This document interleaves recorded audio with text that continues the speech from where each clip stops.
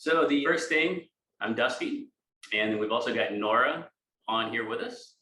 We are the primary people that have done most of the work. We got lots of input from other people and started with spreadsheets from Madeline and John Pry, Michael Johnson, several people in the Austin Potluck email group gave feedback. But Nora's probably done the most work on this. And number one, this is not a lifestyles tool. Please do not contact Lifestyles about this tool or questions or concerns. If you have issues with it, come to Nora or myself. If you send an email to tracker@sandust.com, which is right here on the notes tab. We're on the notes tab of the spreadsheet right now for those that haven't looked too much at the spreadsheet yet. Please come to us and not to Lifestyles asking them questions. So again, this is not a Lifestyles tool. Please don't contact Lifestyles about it. If you do have questions or concerns or you find any errors, let Nora and I know, and we will work with you to get it fixed. This first tab, the Notes tab, which I think we're going to be renaming to the README tab, just has a bunch of useful information on here for everybody. Some color coding stuff. This is not the Lifestyles tool. The version that you're using is a good place to always look. So if we send out a newer version, you'll always be able to come here and see that you're using, this is the 9.14 version. The next version will be the 1031 or who knows. And then we have different, this is a blank one, so it's empty with only one sample property versus full of sample data that we use. We change that blank depending on how we're testing and doing training with it. I'm not going to read through this first page, so please, hopefully you can go through this. It basically just goes through each of the different tabs, explains what those tabs are for. And then here at the very, very bottom, we'll put our updates. Every time we come up with a new version, we'll put in what has changed between the versions so you can go through and read all that. So that's the Notes tab. The way we're going to do this tonight is I'm just going to go through the first couple tabs, and then we will do a single sample property overwriting the sample data. Then I'm going to show you how to move a lot of data from another spreadsheet to this one. So like if we come up with a new version in the future and you've already got 20 properties in your spreadsheet, show you how easy it is to migrate from an old version to a new version. And then after we've got 20 properties worth of data in here, then we'll start going back and looking at the tabs to kind of see what data is provided by the spreadsheet. So our first tab is the Notes tab. Our second tab is a table of contents.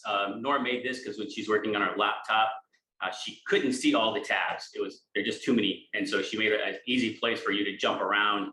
So from here, you can click on any other tab you want to get to, such as the FAQ tab, which is the very last one, and it will take you automatically to that tab.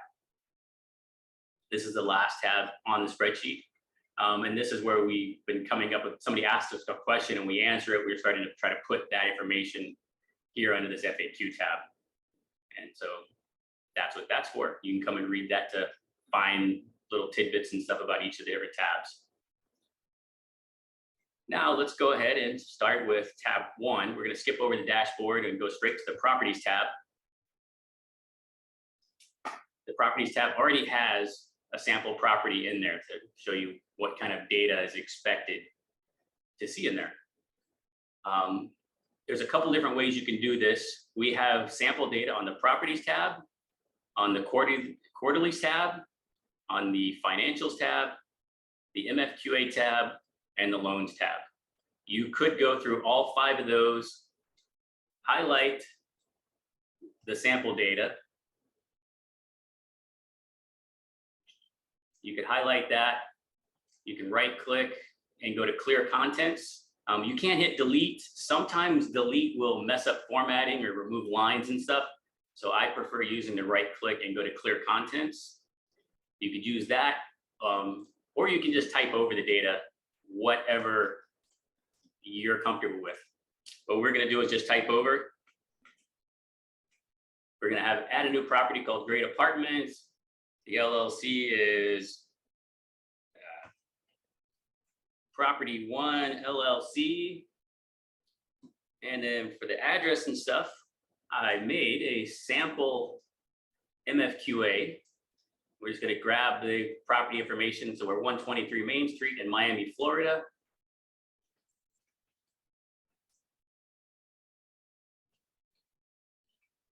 Miami, Florida. The lead, I'm going to keep the lead's name the same. Whatever your lead's name is, your lead's email address, and the lead's phone number. You'll find that it's hard to find lead phone numbers sometimes. So that can be a search process. The email address is usually pretty easy to find, but you'll have to do some searching sometimes to get the lead's phone number. The purchase date, yeah, we'll leave that purchase date. I think that one's fine. And 50 units. What I didn't say is the yellow cells. You only enter data in a yellow cell. If you go to any cell that's not yellow and you try to type in there, you're going to get an error message that this cell is protected and you need the password. We're not sharing the password. If you want the password, it is pretty easy to go Google how to hack a Excel spreadsheet and you can get it. We're not going to share it just because we don't want to support people making changes that might mess something up that we've done. We'll keep this information the same. We'll say this is a yield play. And then we'll go to purchase price, which we'll get here. Let me zoom in on this. We're just going to go back to our MFQA. We're going to use our offer price as a purchase price. This might not be the final price, but it's a good starting point for you. So if you just take the data out of the MFQ, we'll use the offer price. We're going to use the loan amount, and we're going to use the total out of pocket. That's the three numbers that we're going to use to fill in right here on the properties tab. So we got 1.8, 575, 612, 575, 612, and loan amount 149,556, 149,556. All right, think with that. 596, 596. All right, so that's where we get this information. You can get a more accurate purchase price, better loan amount, and capital raise looking at your balance sheet, looking at the Schedule A. You'll get the actual amount that was raised by the property, information the lead share. So you can get more accurate information for these fields than what's in the MFQA, but that's a good starting point. So next, we've got the number of investors. You can leave this field blank. The bright yellow fields are kind of mandatory. Other things use them, and the light yellow fields are not mandatory. You could leave them blank if you wanted to. So you don't have to put in the number of investors, but if you know how many investors there are, really the only way I've figured out to do that is to count how many people are on the Schedule A. The leads override amount also comes off of the MFQA. Who owns the property? That's what this is for. So in Podium, you can have yourself, your wife, your LLC, you could have your trust. There's all kinds of ways you could own this. You can invest through your IRA. So you can keep track of who actually owns this deal, how much you've invested, and whether or not you're the KP. If you have the green headers up here, that means there's going to be a formula, but it's also editable. So the formula tells us that this is a 83% loan to value. But if I know these numbers aren't 100% correct and it's actually 80% loan to value, I can put that in there. Nothing else uses this loan to value number. It's just a nice to have. So you can either use the formula or you can manually enter that. It will then calculate your all-in cost, which is your loan amount plus your capital raise, the percent owned, and your economic interest. This is after the leads override. So this is what your distributions are going to be based on, and this is your voting percentage. And I did want to stress earlier, Dusty mentioned about how you can start off your loan amount and capital raise based on the MFQA, but do the due diligence afterwards. Once you actually get a Schedule A, to come and fill in the capital raise, because that will definitely affect the percentages that you see that he just mentioned, the Schedule A percent owned and economic interest. Those will definitely be affected. And I recommend on the loan amount to go look at your balance sheet. That takes a little bit longer to receive, but once you get it, go update that loan amount. And really quick, if you're going to copy and paste, let's say we wanted to just copy this information and paste it back in. I'm going to go ahead and copy, and I want to paste it down here. You want to make sure you go to paste special, right click, paste special, and only paste values. If you just Command C, Command V, anything like that, it messes up formatting. And so you want to make sure that you're always doing the paste special and paste only values. If you're copying from another document, it's usually best to actually click up here in your input bar, and there you can just copy and paste and get that data in there. So if I'm copying and pasting, sometimes I'll highlight data on a PDF and paste it in there. I don't just click down in the cell, I actually click up in here in your entry bar. So this first tab, the properties tab, this is really, I mean, if you fill this out with all of your properties, that's going to be a whole lot of useful information that what most people are going to need to do. The next tab is going to be your quarterly distributions tab. As you can see here, we've already pre-populated the property's name, how much you've invested, when you purchased the property, how long you've owned it, your first full quarter, and your first quarter of a distribution, and how much distribution this property is paid. Now this is all the sample data, so I'm going to go grab other data for that first property.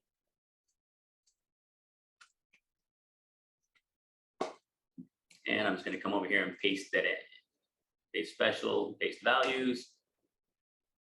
And there we go. Actually, I need to fix something. 1/12/14.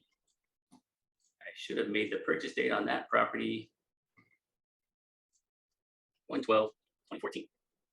All right, now we get back to here.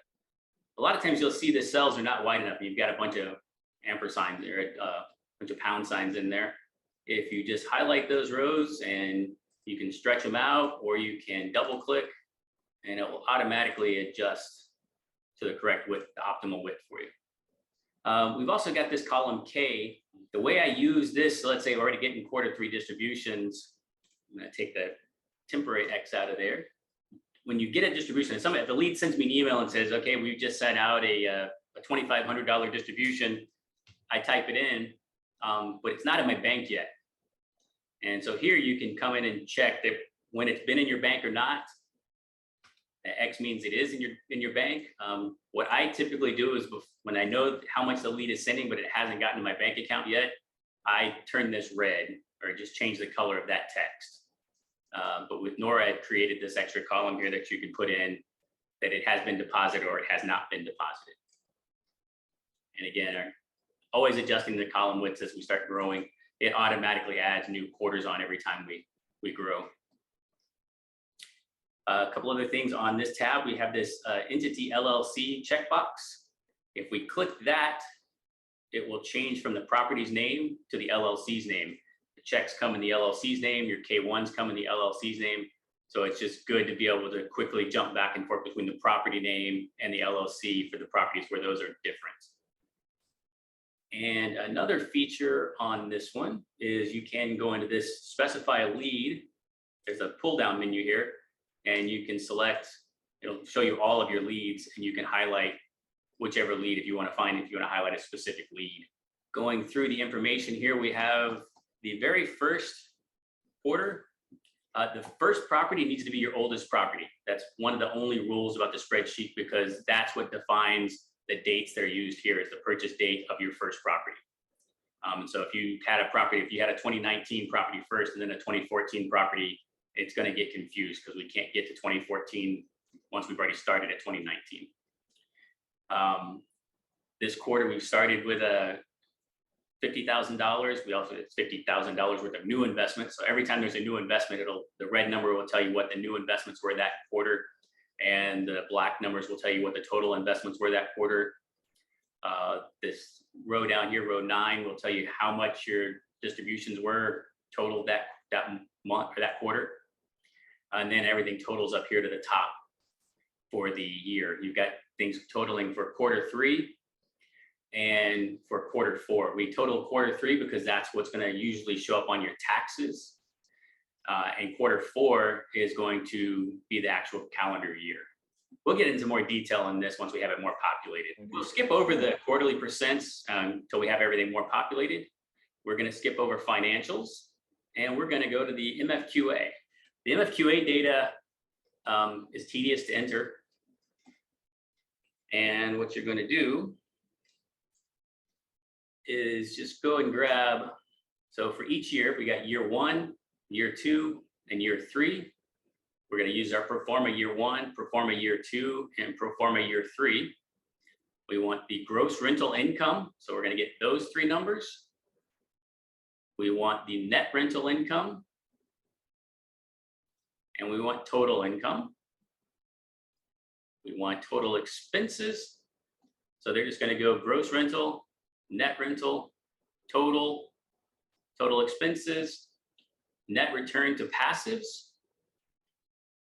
So we'll jump down here, net to passives. So if we want to change that to 12.14. And we also want to look at what the cap rate. And so some leads will change the cap rate going out. Other leads will keep the cap rate the same. Some leads will have it go down. Some leads will have it go up to be a little more conservative. So just kind of keep track of what cap rate the lead is projecting out in your MFQA. They're not always the same across the board. This lead is being the same across the board.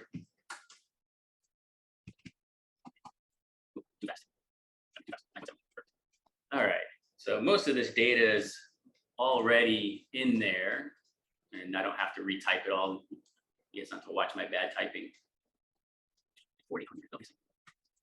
All right, I fixed all that. Let me type this in real quick. 458, 800. Pretty tedious. Once you do it,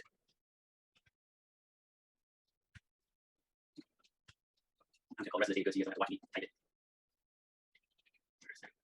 13.29. All right, so once you've gone through and put in all of your MFQA data, you'll do it once, you'll never come back to it, never look at it again. It's just tedious to do. But we use it on the financials tab to compare where we are today versus where we were expecting to be in the pro forma. Something else to notice here at the top, I haven't talked about this yet. We've got these plus and minus symbols.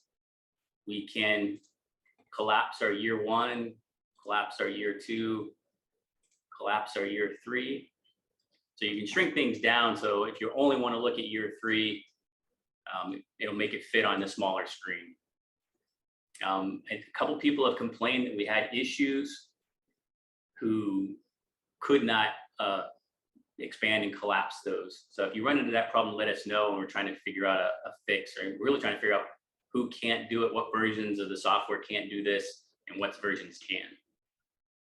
Yeah, so if the collapse or expand don't work, let us know both the operating system that you're using, the version, and the Excel version that you're using as well. Also down the sides, Nora has added up, so you can go up to, I think, 200 deals. And so we can expand and collapse those down the side to make that a little bit more manageable.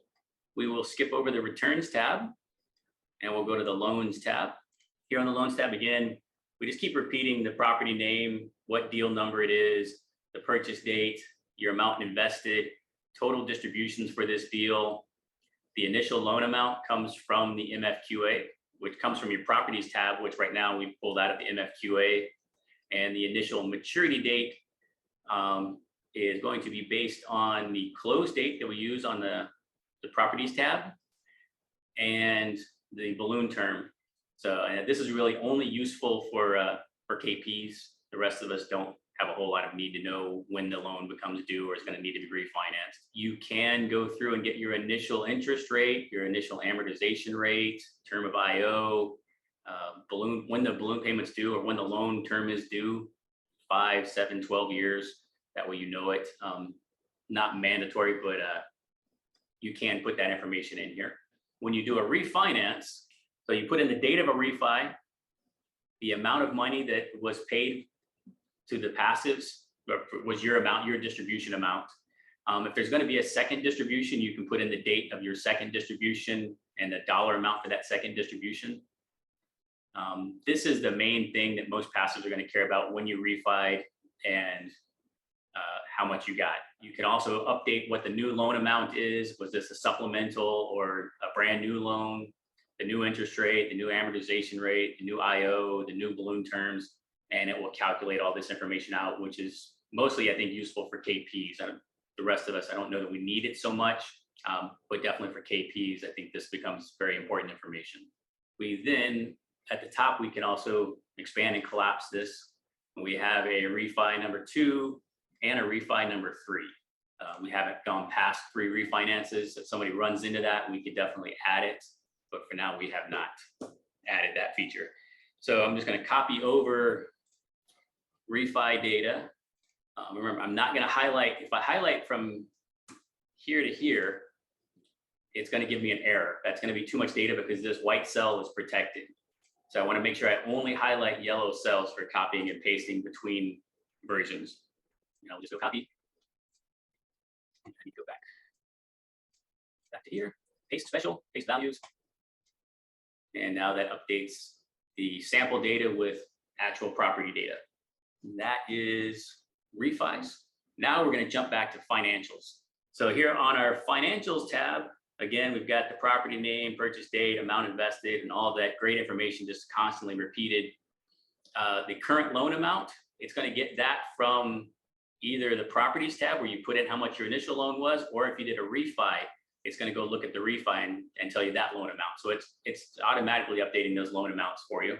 For current debt service, the best place to get this is from your P&L. So if we go I've got a sample P&L for us here. We scroll down, that's our total mortgage, that's our bank accounts, here we go. So in our non-operating income, too fast. We've got mortgage interest and we've got a supplemental loan. So this property has a supplemental loan. Now what I'm going to do here, since we have 2 different numbers in here, I'm going to actually go in here and put in a formula equals 9,597 plus 5,616. So those 2 added together are going to give me my total monthly mortgage payments. And I'm going to multiply that by 12 to annualize it because we want this one to be annualized. Hopefully everybody here is comfortable with doing basic math in a spreadsheet cell. If you have to add stuff together, you can do some simple math in these yellow cells. The next thing, you can go through what your report is and tell, this is the June 2021 report. And this is going to be a T9. If you have a T12, that's the best report to use. Not all leads share T12s. This is all 9-month data. Information we're going to be using in here. We're going to be looking for gross rental income, which on this property, we've got 2 different types of gross income. So we've got our actual rents and then money that we're getting straight from the government. So again, you want to add those 2 together. So you can do a little quick formula in there to add these 2 together. Then we want our net rental income, which this report calls total rental income. So we want to use our year to date, 9 months, get that 379 total income. So then we'll scroll down through all of this and we're going to be looking for our total income, 425, 588, 44. We don't show the pennies, but if you want to add those in, that's more detail, the better. And then we're going to look for expenses. So you keep going through your reports from your lead, reading everything, making sure you understand why you've got what, and get your total operating expenses, put that in there. And then we're going to go down. The next column is cash in the bank. This is all off the balance sheet. If you look here at the top, it'll tell you this is off the P&L. This data should come from your balance sheet. This is P&L. This comes from your balance sheet. So we want to scroll down to the balance sheet and we want to look for current assets, your bank accounts. And then you're going to have to do a little deciphering here. Sometimes we'll have escrow monies up here, but you'll need to figure out how much of this is real money that if you sold the property is going to be coming back to the passives. That's mostly what I'm looking for here. Or if all the income stopped coming in, how many months can we survive paying our bills? And here we'll just go ahead and put in the total amount, the 209,485. The security deposits, you might not want to track that because that actually stays with the new owner. It goes back to the residents. Look at your bank accounts and know how much your bank accounts are. You can kind of break this out into total in the bank, accounts receivable, other assets. You've got a few different columns up here that you can choose how you want to use. And the financials tab is going to combine all those together. The next is going to be looking at your rent roll and getting what your physical occupancy is on the rent roll. And I forgot to make a sample rent roll. We're going to stick with this 98%.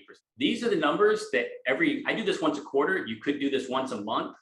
Just depends on how detailed you want to get. But these are the only numbers. Once you've put a property in and you've got everything, you'll do your quarterly distribution. and I do my quarterly reports. I don't do monthly reports. I don't look at the properties in that much detail unless there's a reason to look at it that much detail. So you really, you got 1, 2, 3, 4, 5, 6, 7 numbers that you enter once a quarter. So it becomes very easy to maintain. So now the next thing I'm going to do is I'm going to go grab a bunch of sample data and just do a copy and paste of a bunch of sample data. So to bring in all of these sample properties, we're going to skip over great apartment. I'm just going to come and highlight this. Now remember, our column V down here has a green header, so that's actually a formula. I can copy that formula, or I can skip it, highlight just what I want. I'm going to go just regular copy. And as you'll notice, come back. At the top, the file name on this one, stop and zoom. If you notice, the file name on this one is 9.01 versus the file name of the file that everybody's been working with that we send everybody is 9.14. So this is actually a newer version.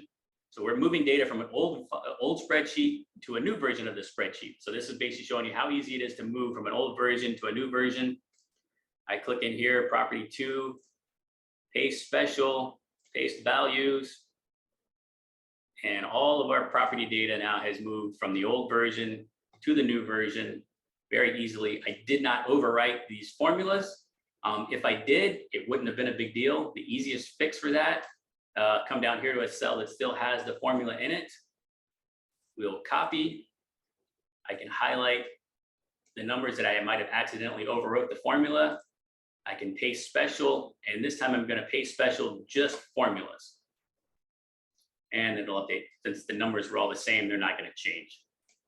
But if you ever do that and you want that formula back, that's an easy way to do it. So now we've got a lot of data in here. You can start to see stuff. We got our email addresses, phone numbers.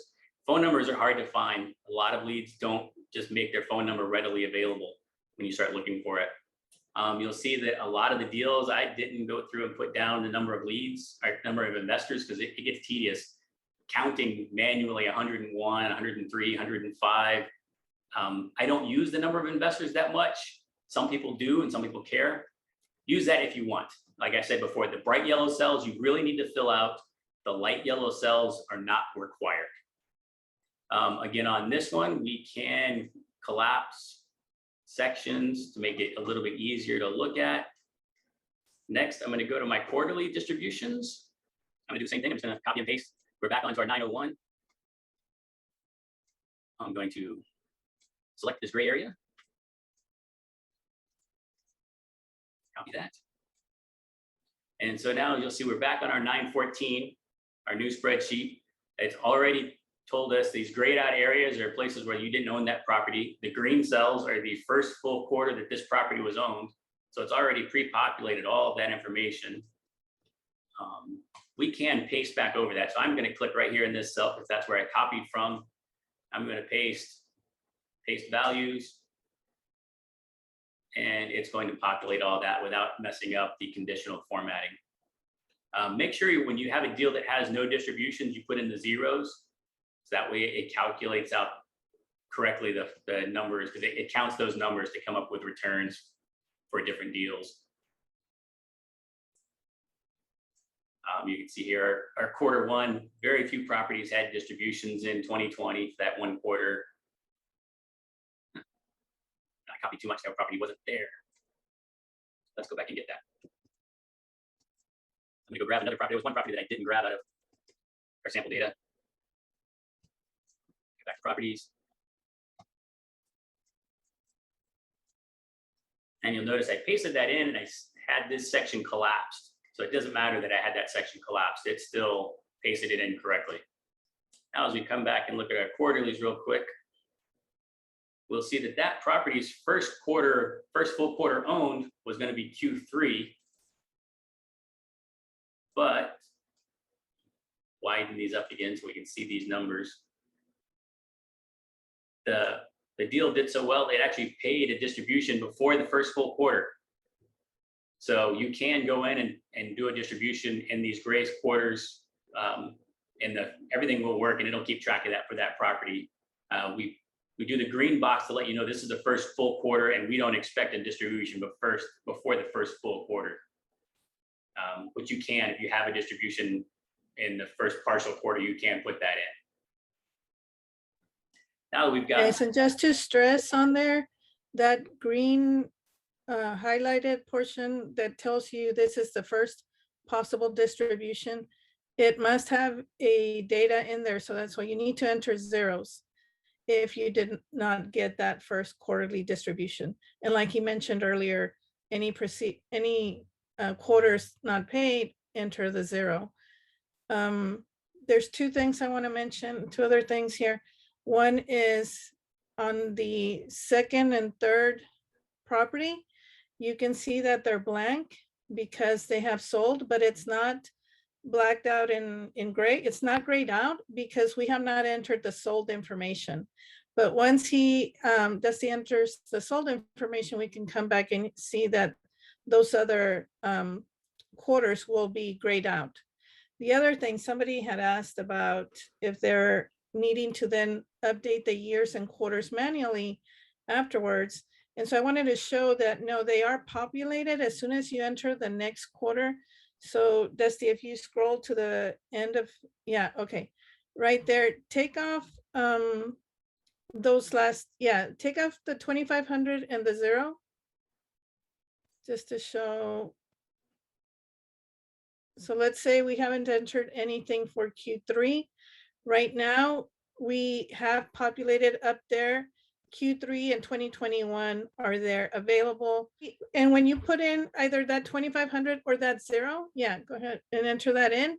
That next quarter for the next one auto-populates. So you'll never have to go enter that yourself. So every time you add a distribution, it's going to automatically put in the next quarter ready for you. So we've got our full quarter is going to show you how much you've got invested this quarter. So in quarter 1 of 2019, this person has $685,000 invested, and they've got $400,000 of new investments. So the previous quarter was $285,000. We've added $400,000 to get to the $685,000.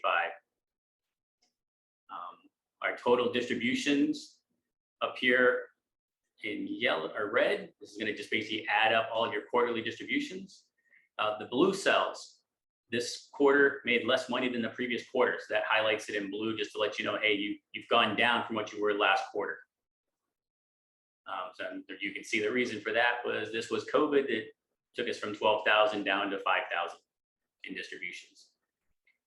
We mentioned earlier that here at the top, you've got your calendar year distributions totaled up, and you've got your Q4 through Q3 fiscal year distributions totaled up. So you can look at those to kind of get an idea how much you actually made in that calendar in that year versus how much you made in that calendar year, even though this Q4 distribution comes out sometime in the following Q1. That's the reason we stagger those. Again, we've got the entities. So if you need to look up what the LLC is to know what the check goes to, or if you need to specify a lead, you can come down here and highlight different leads and it'll show you, okay, we've got 2 deals from the same lead now.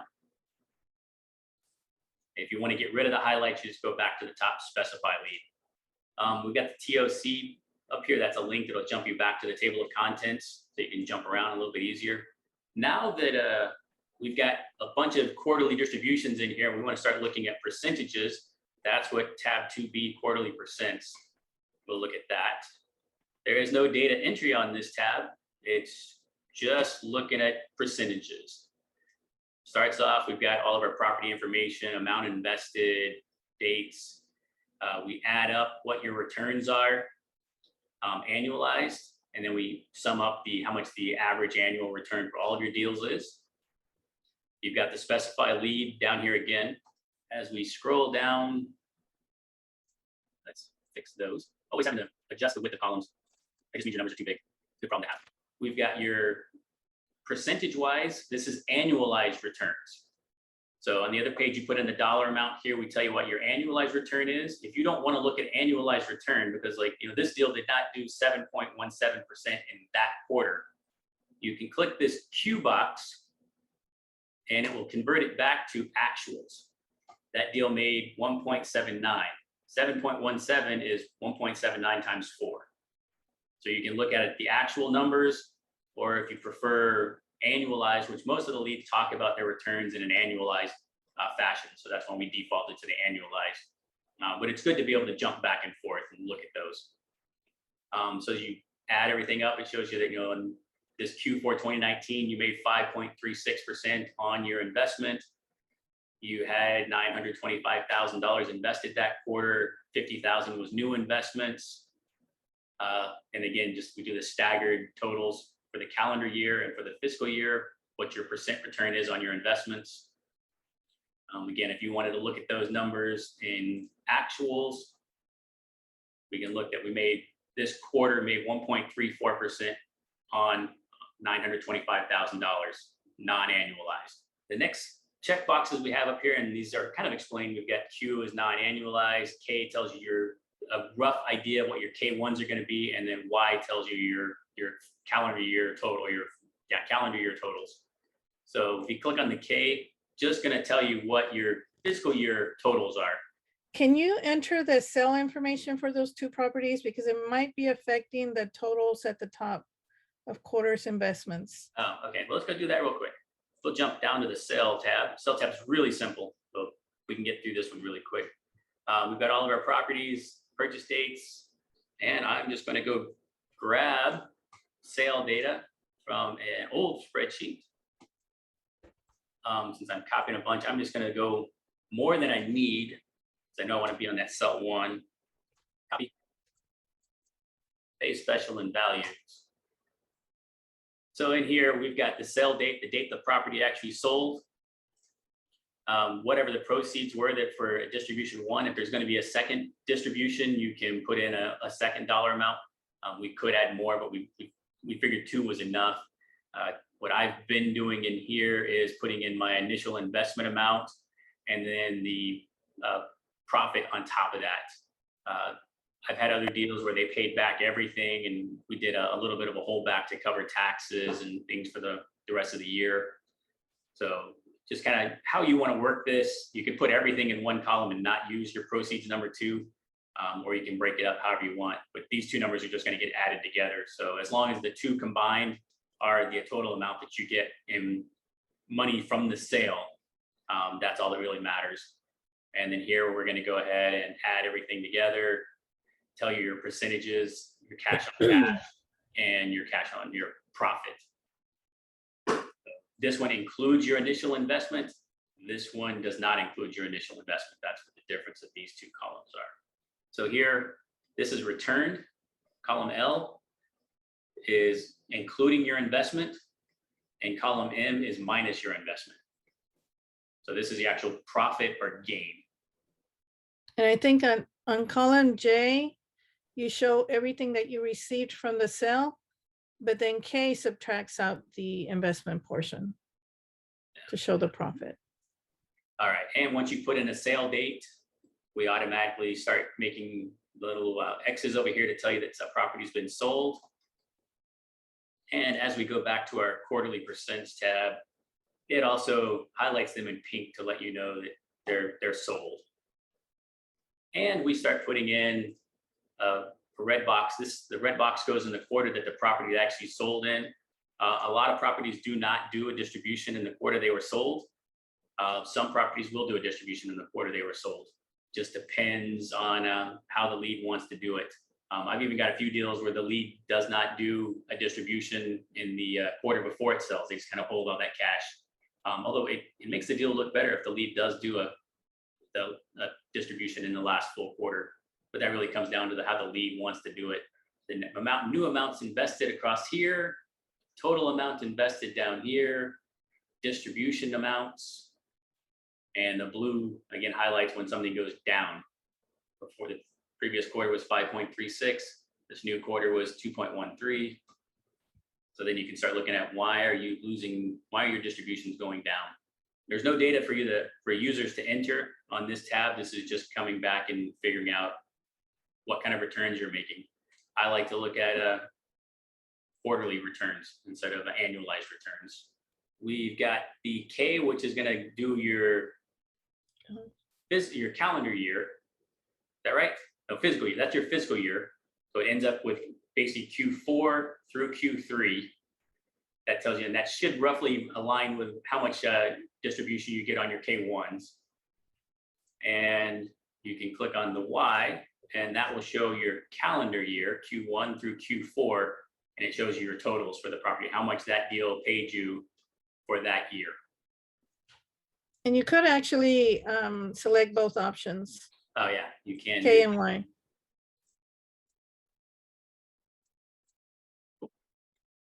We need the MFQA data. So let's go grab the MFQA data. So I'll go back to our old spreadsheet. Grab all of this tedious MFQA data. It is really tedious to put all that in. Once you're done, you do it once and you're done.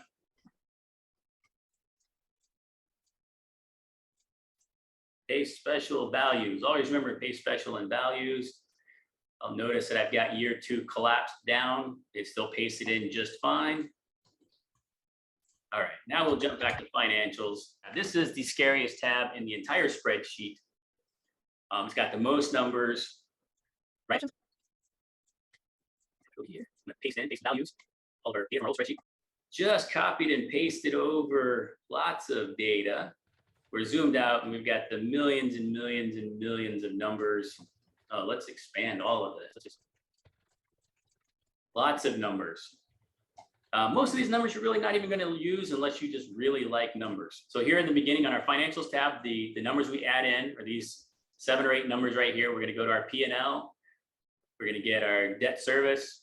We're going to get our gross income. We're going to get our net income, our total income, our expenses, cash in the bank, physical occupancy from the rent roll. I do this once a quarter. You could do it once a month. You could do it once a year. If your deals aren't changing that much and you don't need to track that closely, fill this out as often as you think is useful to do. So then everything past here is auto-generated, and we'll just go ahead and collapse down all of the user input data. We're going to go ahead and tell you what this is based on. This is based on the June 2021 T12, a T7, a T9, whatever, however many number of months you tell it to use is what it's going to use. It's going to give you your physical occupancy. It is going to give you the cap rate that you put on the MFQA. If the lead sends you an email and says, hey, our cap rates in our market have super compressed and you bought it at a 9, but now things are at a 6, you can come right here into column W, new cap rate, and you can put in a new cap rate. So you can't put in a new cap rate here. If you put in a new cap rate here, then that cap rate takes over everywhere else in the spreadsheet. Otherwise, the cap rates that you put on the MFQA are what's used. So like right here, we've got a 6, and let's say the lead tells us that property is no longer a 6, it's a 4. We put in a 4, that 6 now becomes a 4, and it's going to do our NOI and everything based on a 4 cap instead of a 6 cap. I would not be changing cap rates unless your lead gives you a really good reason why you're changing your cap rates. Stick with the cap rates they started with. Calculates out your economic income, calculates the current property value based on the NOI, calculates current cash basis, shares from your investment. This is what your share is based on the share percentage on the properties tab, share of your cash value, share of the debt, share of the equity, any kind of math we could think of doing with all of the numbers. We decided to go ahead and put in there percent of equity gained, current net ROI to the passives, how much your current quarter is paying out. You can just start going through here, and there's actually, I think we've even got stuff collapsed in here. The current loan amount. You can just kind of read through here on your own and look at what all of these are. But basically, we looked at every math formula we could come up with, and then we start comparing to where we are today versus what numbers the lead was projecting in our MFQA from year 3. Remember that when the lead made the MFQA, they didn't even own the property. So what they projected for year 3 is really a wild guess. It's the best educated guess they could come up with for that deal, but don't try to hold their feet to the fire that, we're in year 3 now and we are not matching what we said in the MFQA. This is just to give us an idea of how we're doing. Some deals are going to be doing better. So this first column is current NOI to current return to passives versus year 3. Like what did the leads say they were going to project or pay versus how much are we? This first deal is paying 136%. So we are exceeding. This next deal is paying 50% of what they said they were going to be paying. You can come through here and just look at how things are doing. Income, current income to year 3 income. This property is doing really well. We were making way more income, 26% more income than we projected. Other properties, not so much. Some of these, the leads were like right on, they hit the numbers. Current expenses to year 3 expenses, current NOI to year 3 NOI. And then we look at what do we look at for our year 1 to year 3 NOI. In the MFQA, how much increase was the lead projecting from year 1 to year 3? And this just gives you an idea of how aggressive a lead thinks the deal is going to be. The higher this number is, the more aggressive that lead is being on their deal. And again, these are just data points to look at for your property. Most of this you can completely ignore unless your property is having some issues and you're trying to figure out why your distributions are less than you thought they would be. Next, we go into year 1 MFQA. And really the main column to be looking at is this gray column right here. This is going to show you your year one distributions, how much you actually made versus how much the lead said they were projecting to pay in year 1 on the MFQA. So you can see the green ones, they're meeting or exceeding distributions. The red ones are less than 1% below, and the yellow ones are within 1% of what the lead was projecting. So it just kind of gives you a quick highlight. The X'd out ones have not been owned a year yet, so that's why they're X'd out. So this is Q4 annualized, is the number we're using here. We had some properties where Q4 happened to be COVID. They had a great distribution before COVID and a great distribution after. But if we only looked at Q4 annualized for COVID, then all of a sudden you got a lot of zeros in here if that just happened to be your Q4. And so we told it that, hey, if Q4 doesn't have a number and it's a 0, look at Q5 and see if Q5 is more than 0. And so it'll use that. Other people like to look at Q4 through Q7 instead of annualizing Q4. So you can click this checkbox and it will change things over so that we're taking Q4, 4, 5, 6, and 7, those 4 quarters, adding them together versus just annualizing Q4. I think the standard answer is the projection in the MFQA is supposed to be Q4 annualized, but we've got a couple of different ways you can look at that. And again, the MFQA data, don't hold the leads to that. That's a wild guess on a property that they don't even own yet. As you scroll across on this spreadsheet, we've got year 1, we've collapsed out. We can go to year 2. Again, you've got all of your information from the MFQA. We've calculated out lots of stuff. Mostly I look at their returns, NOI, actuals versus what the MFQA was projecting. Year 3, same thing, just basically taking all of our MFQA data that we copied over from the MFQAs. Most of our deals are not 3 years old, so we don't really have a lot of data to compare to. So the financials tab, it's the biggest, scariest one, but you really only enter in these numbers, once a quarter. Everything else is calculated for you, and it's just for you to scroll through and learn more about your property and how your property is doing. And we did make it in a way simple in that you're entering the data specifically from the PDF. And so that if it's a 6-month data that you're getting, we put on there where we can see what month, year, and the T number. So if you're getting data that's 6 months worth of data, you enter it specifically how it's in there, and it will annualize it for you. So what you enter here is not annualized unless it's a T12. Yeah, these are not annualized numbers. These are 6-month numbers. So this is going to be January through June. This is going to be an annual number because we've got a T12 here. This is going to be 7 months worth of data. And that's 7 months. And for example, that one's a July document, a July P&L. So that one likely had a year to date. right? So the year to date is Yeah, 7 that's right. months. All and of so you these get for that me, number. all of these are year to dates. I used real-ish data and then kind of anonymized it all. But yeah, so if we go back up here, you've got month to month. So this is going to be the actual month right here. And this is going to be the year to date. So normally here at the top, it's going to tell you the property name and what months this is. This is from January to September or whatever. So you'll know how many months this is, but this is from January to whatever month. And this is your month to month. A lot of these reports will also show you variance. They'll have a budget. This is what we expected it to be this month. This is what it actually was this month. And this was the difference between what was expected and what it actually was.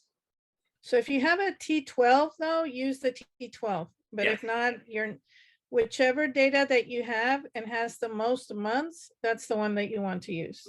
Let's say we're saying trailing 12, so that goes from the last year to somewhere now, right? I mean, you're talking Right. about the last 12 months. And that's where you have to indicate here saying, I'm using the trailing 12, and Yes. then I put that number in and it won't annualize those things. Is that the Right, that one for 12, I mean, it's already the given number, so it'll do 12 over 12, which is the same thing. But one thing that just occurred to me, because I noticed there's one in here that says June of 2021 and it's 4 months. And so that likely means that it was a year to date for them, but it got probably purchased this year, right? So it was purchased in March. So know that we won't use, when you're entering it in, use full months. So the one thing that I would say, and let me see, March, that would be April, May, June, July. So that's good. Let's see, June. Actually, Dusty, I don't know how you did it. If you used March, for me, I would not have used March as because that's a partial month. That's the purchase date. Right. So what I do, if it's a year to date and that's when they bought it that year, I will use that year to date and subtract the partial month, the first month, and then just say 3. Right. And for me, I'm lazy, so I just put in whatever the lead gives me. And if a property is less than a year old, I'm not. Yeah. We're less than a year old. We're getting into this property until it's got 12 full months. I'm not too worried about it. So if you really want to be correct and more accurate, do like Nora says. You could come in here. We could set up a formula, and equals 12,000 plus 13,000 plus 14,000. You can add up all the individual months to get your answer. Or you just do the year to date minus the first month. Yeah. Minus the partial month. Yeah. So that's a great thing about spreadsheets. You can do all kinds of math in there to come up with the number that you want to use. And just make sure that, if you tell it you're using 4 months, you're using 4 months. Or if you're using 8 months, and you can use 1 month, but 1 month is going to be very inaccurate data, because it's going to take that and just multiply by 12. And everybody knows, it starts looking at their balance sheets and their P&Ls. Those numbers go all over the place throughout the year. T12s are the best. If the lead sends you a T12, always use the T12. It won't make your property look the best all the time, but it will give you the most accurate data. This is Nancy Bowers. I just want to make sure that I'm understanding. If I want to see the projected versus the actual, I need to fill these cream boxes, and every so often and change them, correct? Correct. Yeah, so when we do the next quarter, we're going to overwrite all of this information.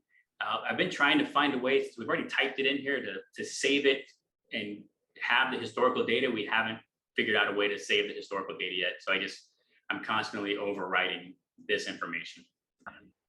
Okay, thank you. The returns tab. So we've got our properties, when we purchased, dates they sold, the year of the sale. Is lots of just useful information in here. Numbers, full quarters of ownership, years of ownership. I like to look at quarters. Nora likes to look at decimal years. How much money you invested in that deal, quarterly distributions. So, and then once we get down here to this side, what's going to be quarterly distributions, your quarterly returns, your cash out returns, your sales profit, your sales returns, and then here at the end, we're going to add them all together. We're going to add in our quarterly distributions, our refi, and our sale, and kind of figure out how much that property's made with all of its monies. And then we're going to start looking at what the total cash on cash profit was and annualize it. And this is the column. When I sell a property, this annualized return on investment is really where I go to look at. This property, well, that one hasn't sold yet, but these sold properties, once they're pink, and as you can see, all three of these properties that are pink, we got 48%, 49%, 48%. Those kinds of numbers, for me, I like to see a deal with over its lifetime, it's at least 20% annualized return. So when I see numbers like 48, 49, and my highest one is 86% for myself. So that's the number I use. Quarterly distributions are great, but you have to add in quarterlies, sales, refis, everything at the life of a deal. And then you really know how well that deal did over its life. And this is the column that I come back to at the end of the deal's life. Was it a 0.3% deal or was it a 49% deal? And in the middle, you're going to have all kinds of numbers when you annualize them out, but you really can't take advantage of this until the deal is sold. And then we have a couple extra little sections on here. If you want to look at a very specific year, if you want to go back and say, in 2019, I can type in 2019. This one will give me 2019. This one will automatically give me the previous year, 2018. It'll just total up all of my money that I got for 2019. And I can see here at the very top, I made $35,937. 25,000 was in distributions, 10,000 was in a sale, and 35. And then the previous year, they made 99 plus $282, an amazing $282 profit on the sale of that property.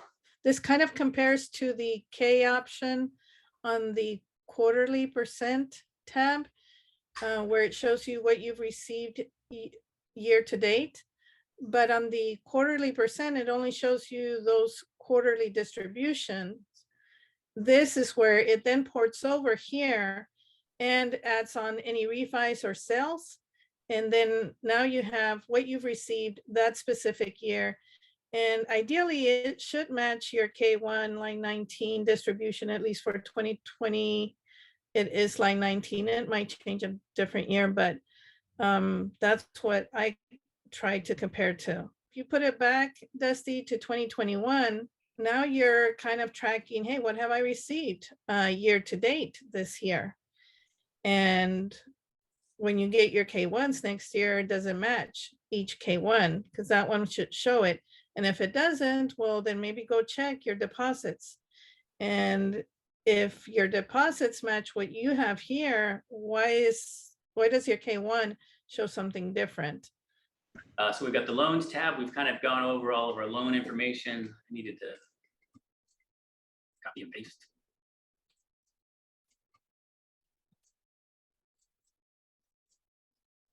So we just migrated over all of our data. You'll notice on here, a lot of the properties don't have any IO, so I don't have a number in there. I didn't put a 0. I think a 0 would probably be fine, but I just leave it blank. Several of the properties, it's very hard to find when the loan is due. So if you don't have that, if you're not the KP and you can't find that data, it's not a big number. I wouldn't worry about it too much. If you're the KP, you probably know when that loan is due. Again, our refi, we put in the date of the refi, how much your distributions were. If you want to put in a new loan amount, if you want to say if this is supplemental. If it's supplemental, it's going to add the initial loan and the new loan together. If it's not a supplemental, it's going to say this is a brand new loan and ignore the previous loan. The reports tab. This tab, I really don't even use. We need to keep track of when we are getting our reports. And we've kind of come up with some recommended ways that we've thought about using this, but I don't use it that much. As you can see, it's all blank. So let's open up our 2021. I'm going to paste.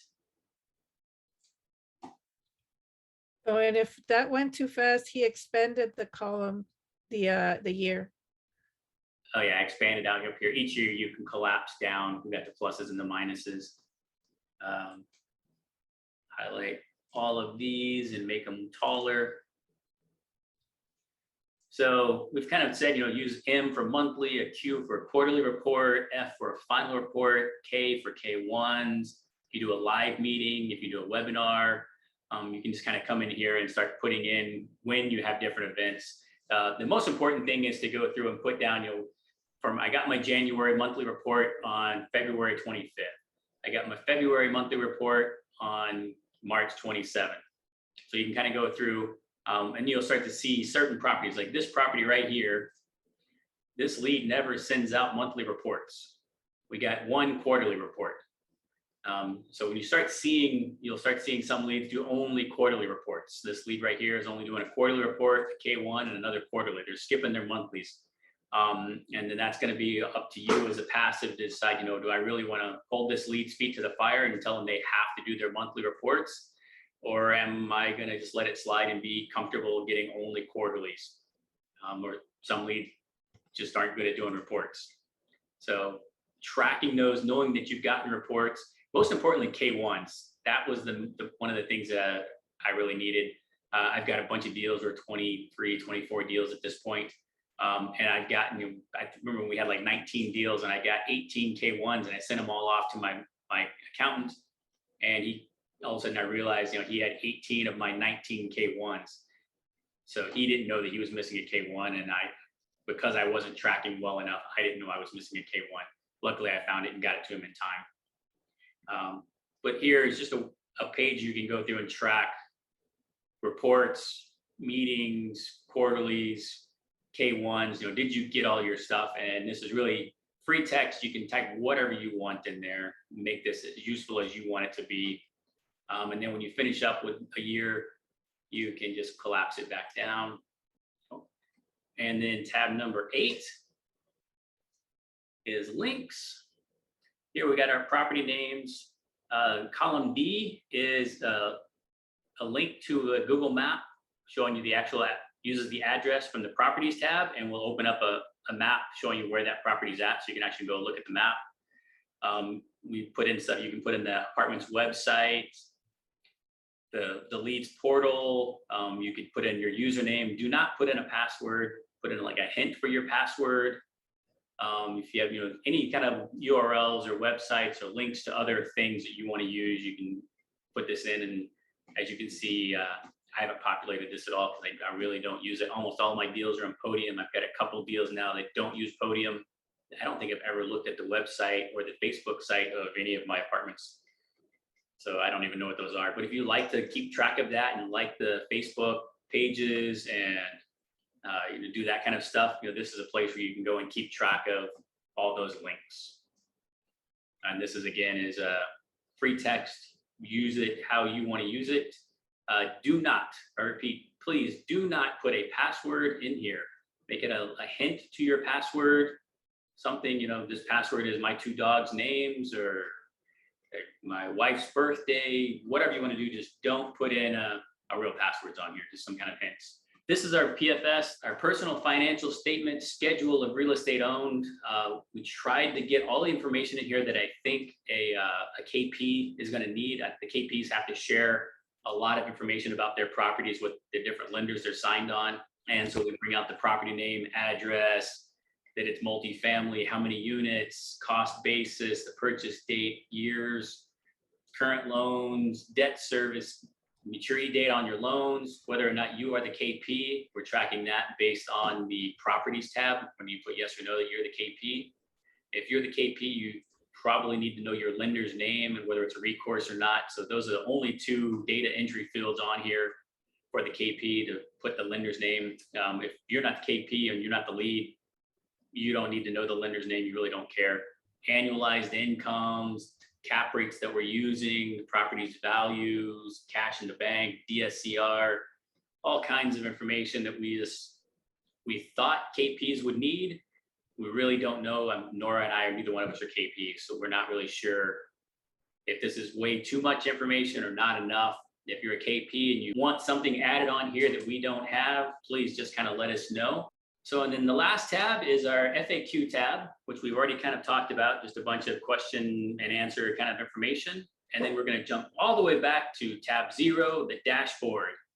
And a term that I recently learned is KPIs, key performance indicators. I'd never heard of that before. And that's what this is, though. These are our key performance indicators for all of our deals. And this is the place where you can come and see how everything's going. We've got all of our property names, X's for the ones that have been sold.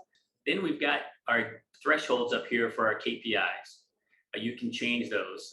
Areas of interest, if a property highlights more than 5 areas, then we're going to highlight it in green. Now we can change that to whatever number you want it to be. So now we're only going to look at properties with 9 or more. We just started with 5. We have no idea what's the correct number to look at, but anything over 5 areas of interest highlighted are going to be green. We look at current economic occupancy. That's going to be based on what you put on the financials tab. Current physical occupancy based on what you put on the financials tab. Current DSCR based on what you put on the financials tab. Financials tab is really important for this one. 85% economic, I thought was pretty good starting point. 90% physical. 1.35 is what most lenders are looking for. Our expense ratio, expense to income, 52-53% is kind of the national average, I think. So you can kind of just put whatever number down there makes you comfortable. Looks at how much cash you have in the bank based from the financials. I want to see any property highlighted that has less than 3 months cash in the bank to cover our expenses. I highlight those. Current versus year 3 net ROI to passives. If we're under 90% of what we were projecting. Now, some of these deals, we're in year 1, we're in year 2. So of course they're going to be under the ROI, under the current versus year 3 ROIs.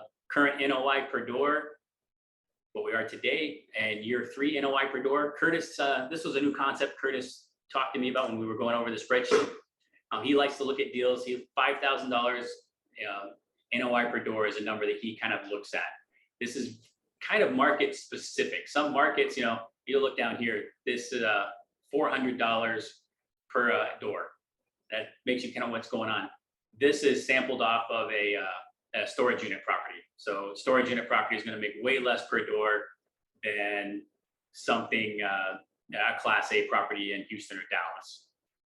So you set your threshold to 5,000 as the default. Set your threshold to what you find useful number based on your properties. Current versus year 3 NOI. Is our current NOI getting close to what we were projecting for year 3?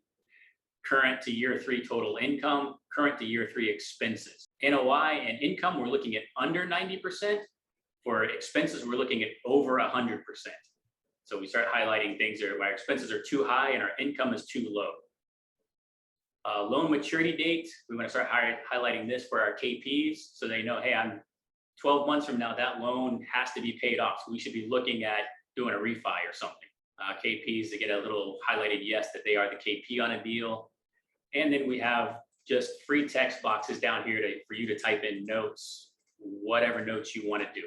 And again, these thresholds are the default thresholds. You can change them to make them whatever you're comfortable with.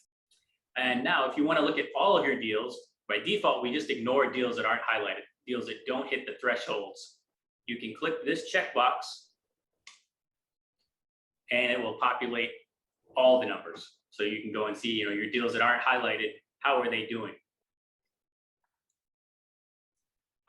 The dashboard, our KPIs here, I think this is one of the most useful tools on the spreadsheet. And with that concludes how to use the spreadsheet tutorial.